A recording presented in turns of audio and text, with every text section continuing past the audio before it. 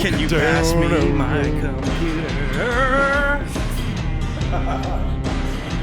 Hello, everybody, and welcome to the second season of Tulsa Kings. Season 2 of Tulsa Kings.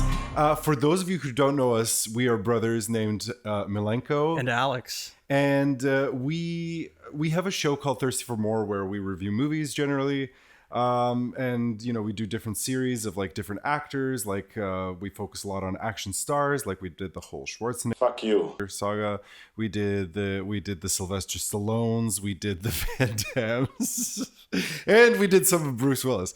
And also, and I guess we did some Bruce Willis. Yeah, but yeah, we also do this side podcast called Thirsty for Gore for the Halloween month, where we talk about what right now we're doing Jason. So yeah, we're a busy bunch. If you care about any of that stuff, you think we're funny, you can check it out. But episode 1 of season 2. Oh man. Wait. First we got to start and say MTV. Or Manfredi. Yeah, absolutely, Manfredi. First episode of Tulsa King, dude. Pretty terrible, pretty bad. I gotta say, I'm gonna lead out. I'm gonna get shot out of a cannon right now and just say, holy fucking shit, dude.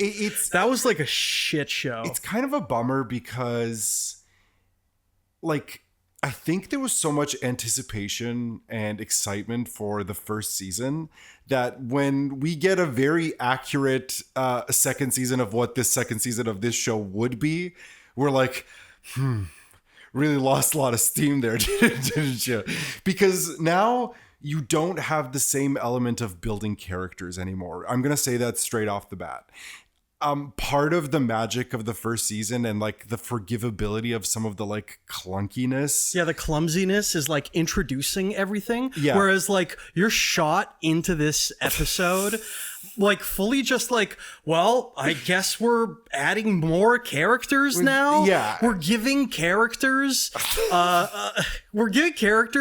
internal lives amongst each other who have just met each other. Yeah, like weird mini arcs that I'm like, this is so weird. Like, it's so weird that you're just like a kooky, like, group now. Like, I get that that's kind of like the humor of the series and that maybe the series is leaning into its humor. But for a series that wants to have the stakes that it like pretends to have, I think that it kind of like, it's the same thing from season 1 where it wants to have its cake and eat it too, but this time I'm just not feeling it. Yeah, for sure. And we're all like, it's interesting to start out the show back in prison or back in a jail where we first saw Manfredi. And it's just like, but it's like, it's a reintroduction. It's a reintroduction, but the Stallone way of reintroducing things is like, hold on. He's got to get threatened by some guy in the prison just to show that he's strong. And it's like, bro, we know he's fucking strong. Yeah, it's cool. It's very long-winded. Stallone is like, I gotta find out about turbines. I've been hearing Trump talk about these turbines. I'm like, what are the turbines? Yeah, exactly. We get this fucking loser who sits next to Stallone, or Stallone sits next to him, and he's like, I'm terrified. And he's like, listen, Stallone, I'm a fucking loser. Your old man? Mr. Loser.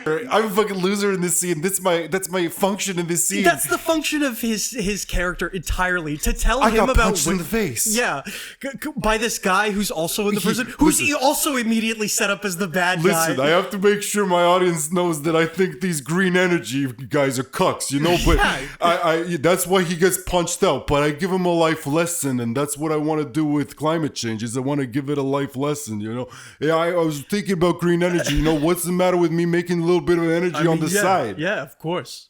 What's the matter with me? 12.5 million. I gambled it away in 8 years. You gambled that away in 8 years? It's just, it's such a bummer. He kind of respects him for it though, Stallone. He's like, 12.5 million. I mean, yeah, I guess. And then the advice he gives him is, if somebody says, pass the salt, you said, I'm going to fucking shove that salt shaker into your face through the back of your skull. See, like, because if you pass the salt, You're gonna get passed around like a fucking bitch, like a little cuck boy that you are. You have to show him. And then he goes up and punches the other guy who punched this dude in the face. He totally does that. It's so weird, and it's like, I was like, okay, Stallone. He does a good job though. Like the gravitas is there. He's such a good actor. Like wet eyes, the conviction in the deadest of wet eyes that he's just like seriously like kind of like glaring into your soul. 100%. And you're like, okay, dude, okay, I get it. You're a Republican. I understand. Because in the next scene, we've got him in prison. Fine, like cool. But in the next scene, it's an accentuation of exactly what was wrong with the first season.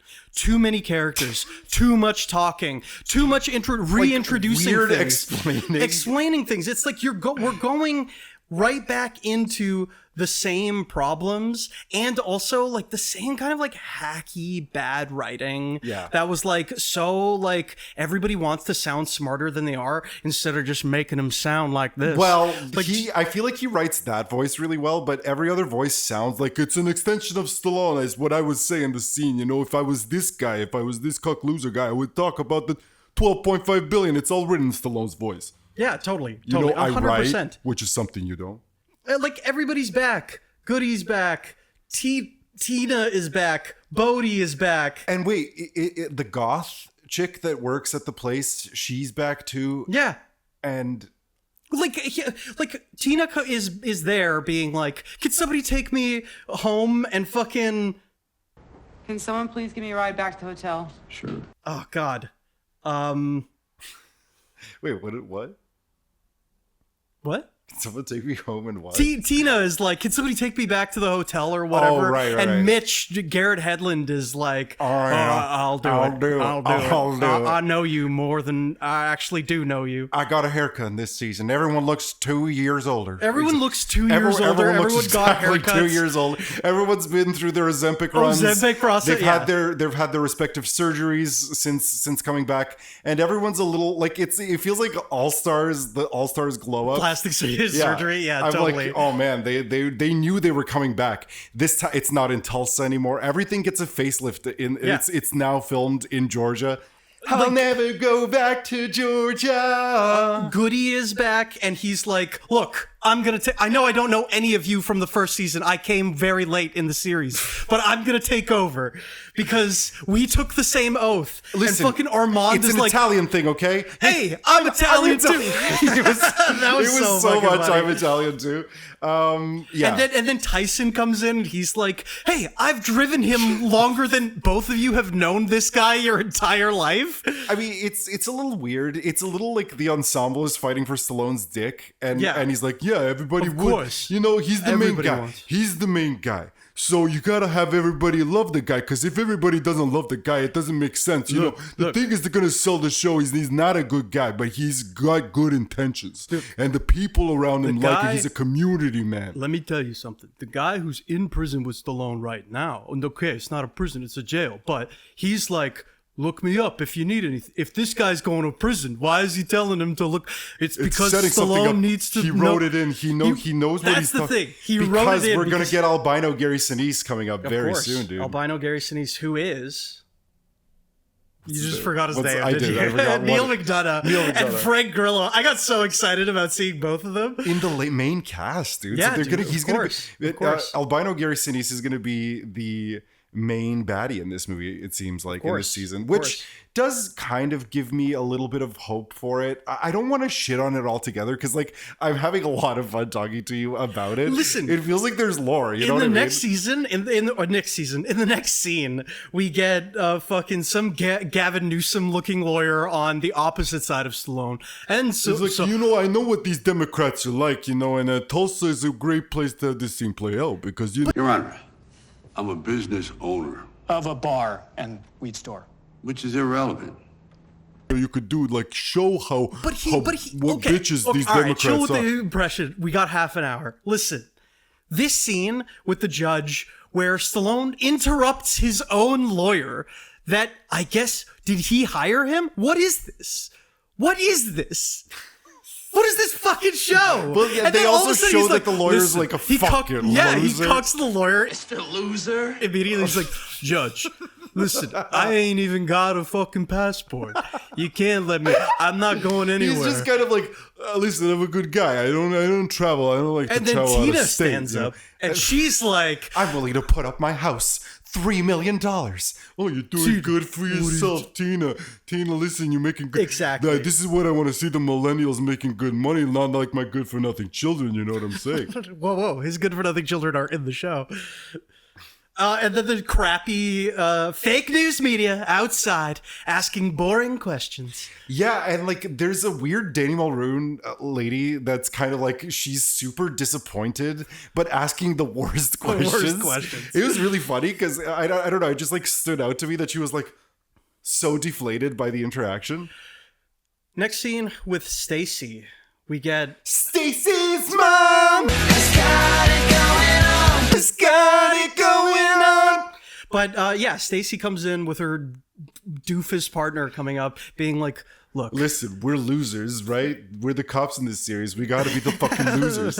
And everyone's like, yeah, it's kind of what the show seems like it's doing. It's like, no, these guys fucking suck. Yeah, I mean, it's just like so much is being set up in a show that had already so much setup in the first season that didn't really pay off in the best way, but it's like enough for a whole new season. You could have an entire trial season with him working his thing and then working with the lawyer, you know?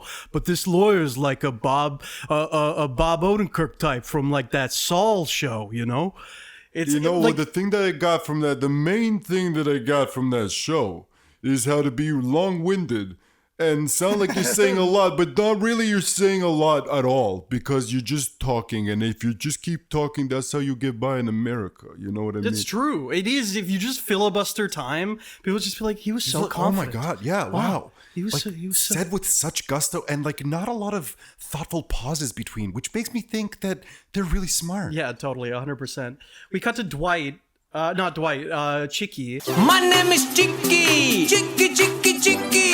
My name is Chicky. Pulling out all the memes for this one. Dude, we got to reintroduce the audience, dude. Of course. It's the new season. Vince and Cheeky fucking man. being dicks to each other. Everyone's a dick on this show where it's like, we have to hate these people for a reason. Well, and like, it's just like this like kind of posturing. It's sort of like what it's really feels like, you know, ever since I was a kid, I wanted to be in a gangster movie. I never had a chance. You know, I was in the Francis Ford Coppola movie. Of course, I'm a part of history, but I didn't ever get my chance to like play a guy. You know what I mean? Like I come from the school. You know? I want to be come from the school of Pacino. You know what I mean? I'm a serious auteur. I mean, like, then we get this bald guy telling Cheeky, basically, everybody's calling you dickless, boss. Hey, nobody likes you. Hey, you're a fucking loser. I think it too. I think it. Everyone thinks it. People think you killed your dad because you wanted to fuck your mom or whatever. And Cheeky's like, oh shit. Oh, Cheeky's doing such a good job. He's kind of panicking a little bit. Yeah. It's really Dominic Lombardozzi or whatever. Lombardozzi. Such a good actor, and he gets a real chance to shine in this as this character. Because like this is a complicated character. It's not just like he's not just that we can focus on. We have something interesting to focus on, as opposed to like in the next scene we get Stallone describing Oscar Wilde being in prison. You know, A poet named Oscar Wilde. He was in the pen too, and he wrote these poems. And I was thinking, like, he has to be poetic. I like that stuff. Don't get me wrong. It's so Stallone. It's so Stallone. It's so Rocky talking, It's so like going Rocky. on filibuster Rocky. It's Rocky trying to give some advice to Tyson, who, like, you know, basically kind of finished his arc in the last one. Yeah, so it kind of feels like he's just extra. Yeah, everybody feels extra. Everybody There's feels so many extra. Yeah, like people. It's like it's just a vehicle for Stallone to be like, I'm a swinging dick, guys. It's believable. You see totally. how imposing my physique is, and then I still at he's 77. You know what I mean? I'm 6'2" in this show. You know, I'm 6'2". Like it's believable. But then you get we're being followed. I just saw him, and like Tyson, like being like, oh yeah, I just spun around, and they're gone now, and it's like who cares, man? You're supposed to be thinking about what I'm feeling here, you know. man. Who fucking You're supposed cares? to be thinking about what I'm feeling here. What I'm feeling here, you know? And it's like, man, yeah. All the side character, all of Goody, all of Armand, all of this stuff, I don't need to see it. That's the thing. I don't need to see any of it. And then all of a sudden Stallone comes in. It's like, whoa, there's plot happening. It's cool, you know? It just feels overwritten and everything shoved in. But we got these characters. We do get some of the characters that get introduced are cool. Like the Bigfoot Bigfoot guy. Mike. Oh, yeah, dude. That guy's cool. But it's like all the same tropes with all these kinds of guys. He's a big guy, but he's really kind and nice. Whatever it takes to feed the family, sir. You're right. If you're mean to him, and he's really smart too. He looks dumb, but he's really smart. The way everyone's friends in this is so weird. It's so cringy. It's very American. Yeah. Yeah, and in not that in kind like of fake a way. In a pejorative way, Yeah, for totally, sure. 100%. Where it's like, oh, you guys think this is what life is?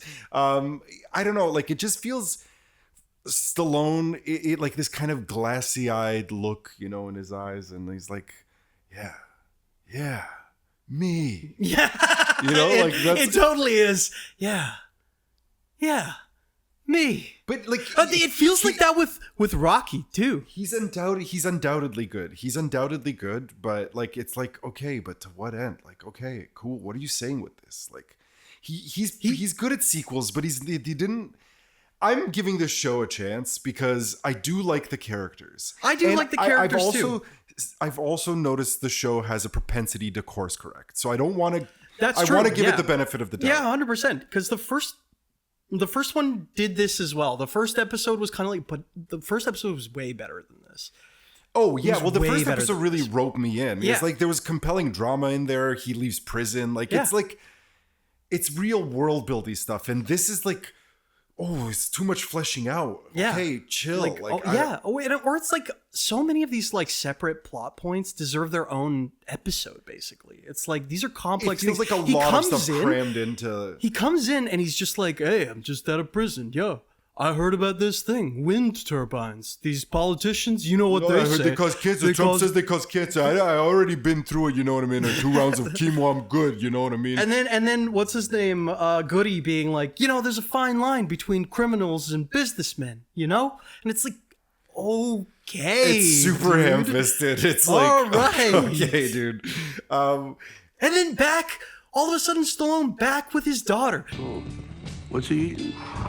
He really likes bananas. Bananas? Yeah. Hey. And they're like best friends. They're best friends. I met this girl at a coffee shop. She was hot. If she wasn't my daughter, you know, the Trump thing, if she wasn't my daughter. I've said that if Ivanka weren't my daughter, perhaps I'd be dating her. You know? Oh, it's so weird. It's not weird. It's not weird. You know, she's Calabrese like me, you know? And she's like, I love this job. Thank you for getting it for me. It's like a meta commentary on her own dad getting her own job. Did you notice Stallone's like very like the way that where the hairline ended? There was a lot of like gray blending that was done where like he was like it was like dye job ? Peppered in. Yeah. For sure. Like there's like definitely fibers in there. Fibers, 100%. But what I noticed was also where his hairline starts, where you see the scalp, it's white. And his face is like orange. 100%. He's like, you know, if Trump's doing it, you know, I figure I owe the public a tan job. You know, I gotta look tan. I gotta look like I got color. We get reintroduced to Margot, his like fuck buddy, who's gotten some surgery herself. She's got a very surprised look in there. You know, she's I'm going to a fundraiser. I'm going to a fundraiser. You should come with me, Stallone. Stallone should come with Stallone to a fundraiser, you know? It's definitely like, you know, like I'm still roping at 77, you know, she's age appropriate, you know, and I'm roping still really good pieces of ass, you know, from my age and like, you know, in my my tax don't bracket tell my too. Wife, you know. In my tax bracket too, hey, you know, the wife is sacred, you know. You know, she's a ball buster, like this Margot chick. I made her a ball buster because she's strong, you know. She's strong. I really carved it out of her, you know. It seems like the kind of guy that would say that kind of thing. Yeah, totally. And then when Tyson and him are driving away and the cops pull them over and they like threaten him. He comes out very threatening in very De Niro style giant glasses. Oh, dude, I loved the Google Glass still out where he's just like, hey, officer, listen, I'm recording this entire conversation, officer. But they come in a crappy Ford, and they're in like a huge, awesome car. And he's like, listen, man, Freddie, don't bully our friend who works for the ATF or whatever. And he goes immediately to bully her, which I like. I actually really like this scene. He shows up very threatening, very threatening. Very threatening. It's like nothing. It's supposed to be like kind and like a check-in, but I think it's very menacing. Honestly, I wish it was played more menacingly. Because it's trying to have it both ways again. That's what I mean. It's like that's the failure of this show at its worst. Yeah, absolutely. Where it's just like she's like, "Are you gonna kill me?" Which is a totally reasonable thing, and he's like, "Come on, Stacy, what do you think of me?" And it's like, bro, like you should know that you're a fucking reputable murderer. Fucking murderer, yeah. You murdered people just a few days ago. Yeah, like you're at this point like hardened. You know what I mean? Like, I'm here to look into your eyes.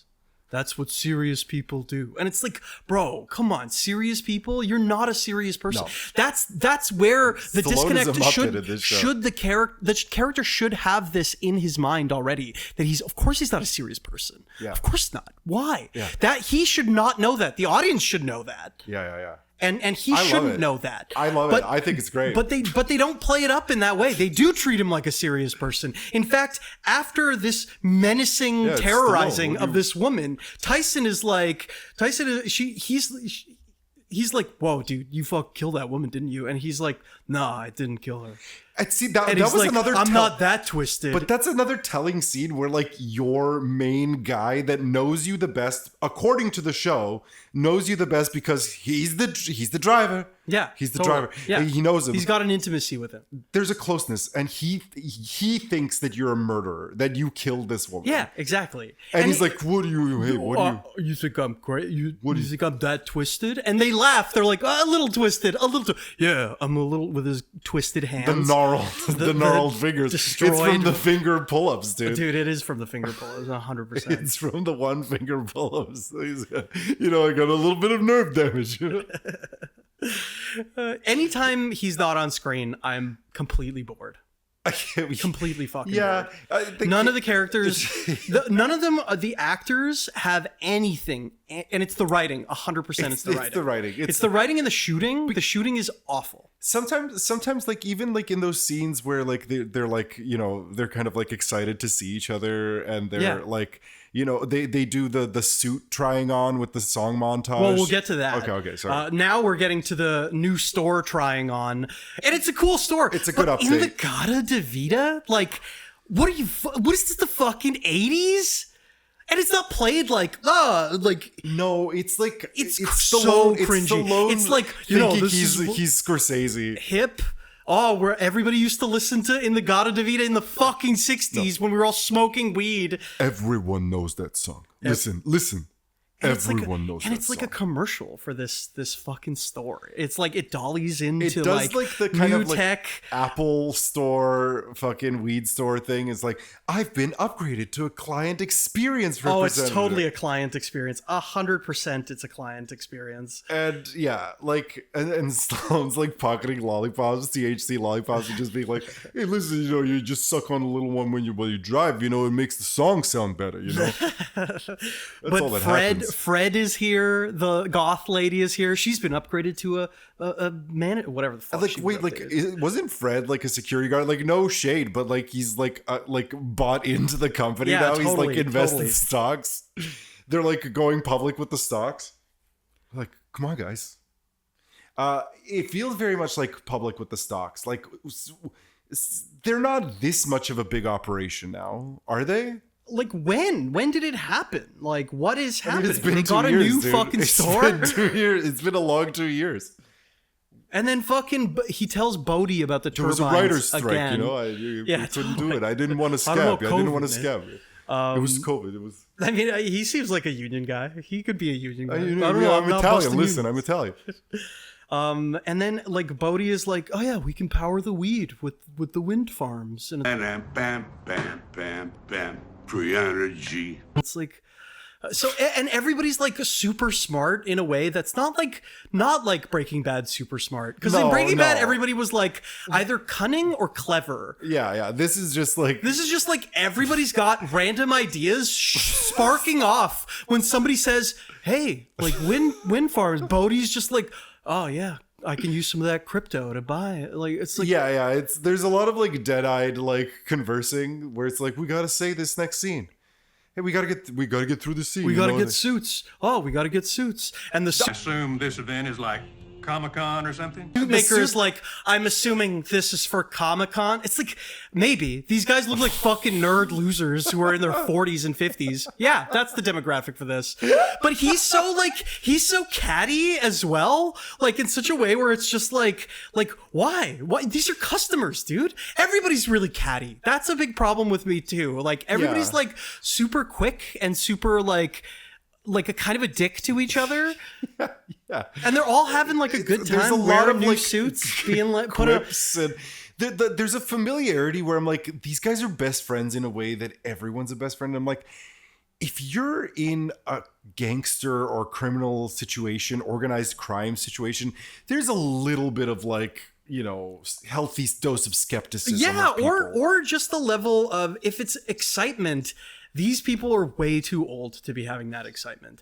As a 36-year-old man, I could never be like, oh man, an opportunity to fucking drive this. I mean, I'd be so excited if I could like drive a fucking guy around to get paid cash. I wish. Well, see, no, I think he's fosters community. You know, he's still fosters some community. There is that sense that he is like keeping all of the his soldiers fed. You know, totally. But at the same time, it's just, I don't know the characters enough. And like just their trajectory, like they want to fast forward us too far into the future of like these guys are best friends, as opposed to like building things with character. And like they did do that. They did do that, first one, but they pushed a lot of the story stuff very quickly forward. We get fucking the white supremacist guy like close to the end, and he's supposed to be our main baddie. Like, it's fucking odd. And as opposed to this, which is, we're introduced to our main bad guy, Neil McDonough, in this next scene, right after Stallone compliments everybody's dress, and fucking Armand drunkenly drives into a dude's car, and he's like, you barely see anything, and it's just a giant scratch. And Stallone pays him off. Yeah, Stallone's like, listen, here's a couple $1,000, you didn't see anything. Yeah, and everyone's gonna be when drunk, they come out, everybody's gonna be drunk. They're not even gonna be looking at their bumpers. Exactly. So Stallone like definitely pays off a guy, and then they go inside and Armand is immediately drunk, and Stallone he's like embarrassed. He's like, listen, Armand, you represent what are you me. doing? You're looking like a fucking loser here. Listen, my wife is fucking divorcing me because of you. You're not exactly paying up, so I need to do something. But it's get drunk tonight. There you go. That's like a kernel of a thing. Explore that. That's an interesting thing. That's resting on the heavy shoulders of Armand's character. Yeah, he does an amazing job. Yeah, totally. And Neil McDonough, swinging dick Neil McDonough, though. He did a really good job being asserting his dominance, because when Stallone dead-eyed looks at him and he's like, what is that dead-eyed look? Is that supposed to scare me or something? I'm the bad guy here. I've got deader eyes than you. Yeah, exactly. They're cold, steely blue, and dead. Listen. Right? Isn't that what you people do? You people? I'm a capitalist. You're Italian. I'm white supremacist incarnate. Yeah, exactly. Basically. He has Stallone. Cal Thresher. Stallone's dyed eyebrows look really wiry and kind of like super surprised too. Yeah. Because I think he tries to cover up the a bit of the surgery scar with it. I'm not sure. I think isn't surgery scars over here? I don't know. Pulling up from here. Yeah. Hold on. I'll cheat it to the camera. They're pulling up from here. And listen, this is just appreciation. We love plastic surgery. Like that guy is like, I have alopecia, which is different than androgen alopecia. Anyway, this cosmetic surgery YouTuber that Alex and I like. I like this. There should have been more of this with their competitiveness of Gary Sinise, aka albino Gary Sinise, aka Neil McDonough, being like, all right, like enough with the tough guy shit. Like I am the boss. You're a loser. I'm an oil guy. I've got way more money than you will ever dream of. That's the thing. That's an interesting sort of thing. And he's like, I'm not scared of you. You should. What does he say? Hold on. He goes, am I supposed to feel he like threatened? Slobbers into his face. The way you're looking at me, am I supposed to feel threatened? You should. He like heavily breathes in his direction. No. Yeah, it's kind of amazing. Like Stallone is like, "Whoa, dude, have you taken your blood pressure medication today?" Totally. He looks like he's about is to have this like a heart attack. hypertensive situation? Yeah. But he immediately leaves. This is the kind of thing. The scenes. It's bad writing. Can I tell you something? What's bad writing? Bad writing is when every scene is a character walking into a room and exiting a room. Every scene in this fucking show is a character walking into a room, doing whatever they need to do, and then walk out. And it's like, Jesus Christ. It's too writerly. It feels very Stallone. Like it's super Stallone. Which, like, to the show's credit, in its best moments, it's not. It's not directed by Stallone. No. It's like, it's heavily Stallone in terms of point of view, but I feel like this is too like, and then he has a Rocky style speech. Well, this in this next scene, it's never more exaggerated than in this scene, because we get Jerry, who's the bald guy who described to Cheeky that fucking people are talking about how dickless he is.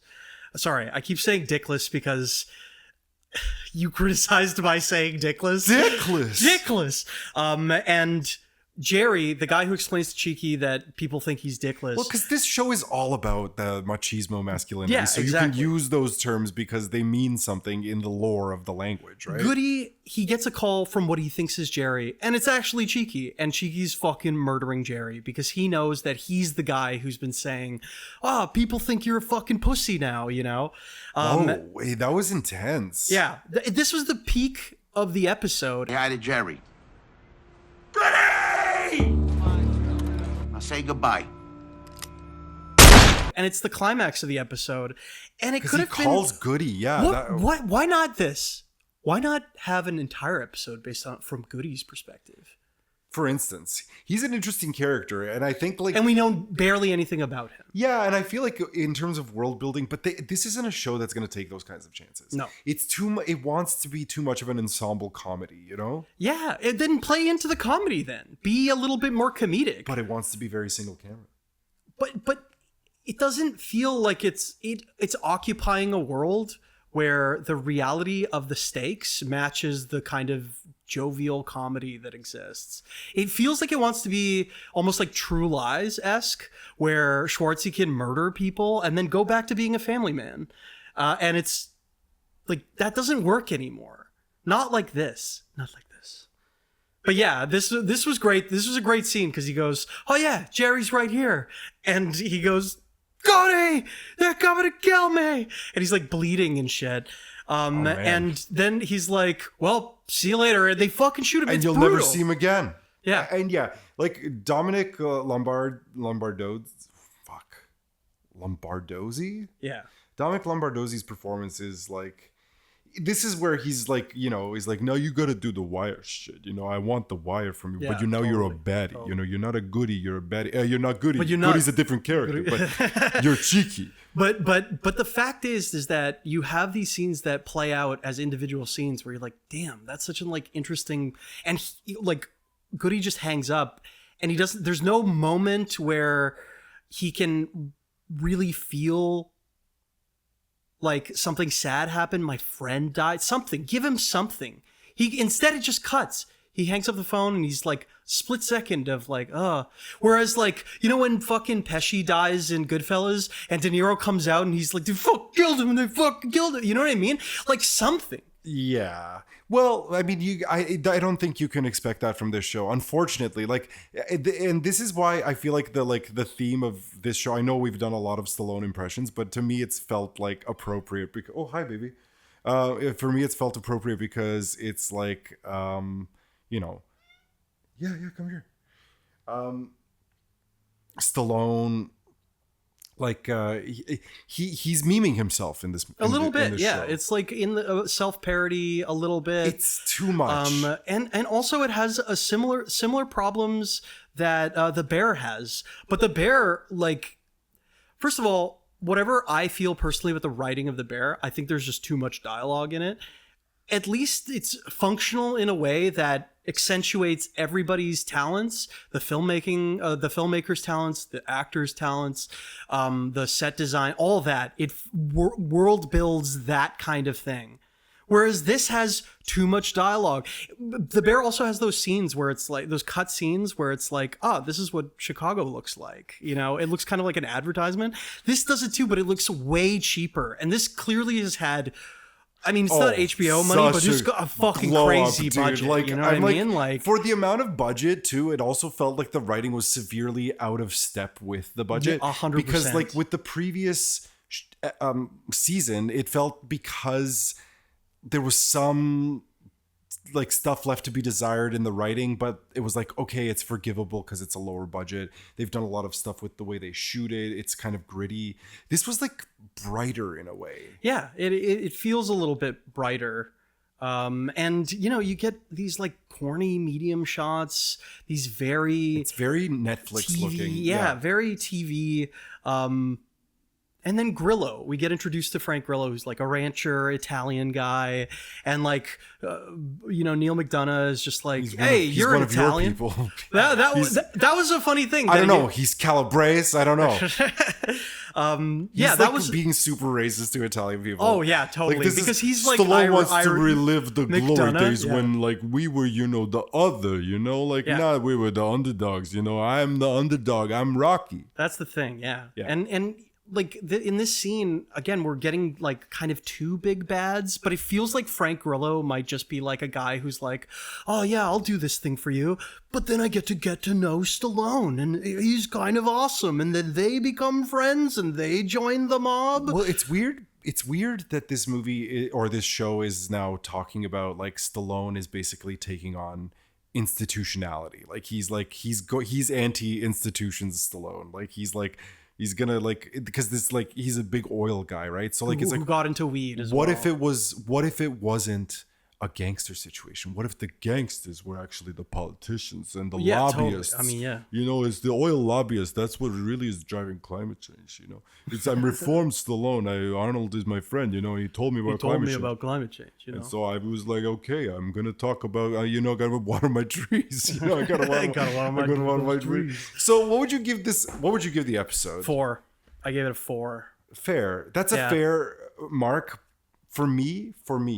The conversation bumped it up to a 6 in terms of enjoyment of like, I'm excited for this season. I'm excited to watch it. For the season. I'm excited to watch it. Like I was excited to watch all Stallone movies, but this is the Stallone show, which is still, I mean, it's still better than that FUBAR show. I don't know if you ever saw that. You want to talk about fucked up beyond recognition? You know, I don't recognize Arnold after that. You know, but look, and I told him, I said to him, it would have been better. Hey, listen, it would have been better if it was a less ensemble. This is not a stop on my mom who shoots situation. But yeah, I mean, I don't know, man. Like it's a bit of a bummer. It's a bit of a bummer. I'm disappointed, but I'm hopeful. I'm hopeful in a way. Hopeful, I'm like, where see you can next they week. Follow us? Well, you can follow us at Thirst for More Presents on Instagram, at More Thirsty on Twitter. And guys, the crown jewel of them all, please join us on Patreon, where you can support what we do. I mean, or don't. I don't fucking care. All right, see you next week.